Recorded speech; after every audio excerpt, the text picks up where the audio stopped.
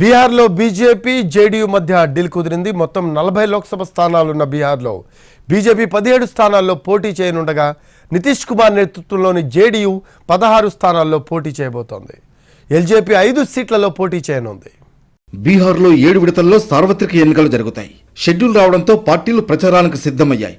పొత్తులు సీట్ల పంపకాలని ఫైనల్ చేస్తున్నాయి. ఎన్డీఏ భాగస్వామ్య పక్షాల మధ్య సీట్ల పంపకాలు ఖరారయ్యాయి. 17 సీట్లలో బీజేపీ పోటీ చేయనుంది. నితీష్ కుమార్ సారథ్యంలోని జనతాదళ్ యునైటెడ్ కు 16 సీట్లు దక్కాయి. దివంగత రామ్ విలాస్ పాస్వాన్ కుమారుడు చిరాగ్ పాస్వాన్ నేతృత్వంలోని లోక్ జనశక్తి పార్టీ 5 స్థానాల్లో పోటీ చేయనుంది. చిరాగ్ పాస్వాన్ హాజీపూర్ లోక్సభ స్థానం నుంచి పోటీ చేస్తారు. రాష్ట్రీయ లోక్ సమతా పార్టీ, హిందుస్థానీ అవాం మోర్చాతో సహా ఇతర ఎన్డీఏ మిత్రపక్షాలు తలో సీటును పంచుకున్నాయి. అభ్యర్థుల జాబితాను త్వరలోనే ప్రకటిస్తామని బీహార్ డిప్యూటీ సీఎం సామ్రాట్ చౌదరి చెప్పారు. 2019 ఎన్నికల్లో బీజేపీ, సీఎం నితీష్ కుమార్ కు చెందిన జేడీయూ, దివంగత రామ్ విలాస్ పాస్వాన్ కు చెందిన ఎల్జేపీ కలిసి 39 సీట్లు, 53% పైగా ఓట్లు సాధించాయి. కాంగ్రెస్ కు 1 సీటు వచ్చింది. ఆర్జేడీ 1 లోక్సభ సీటు కూడా గెలవలేదు.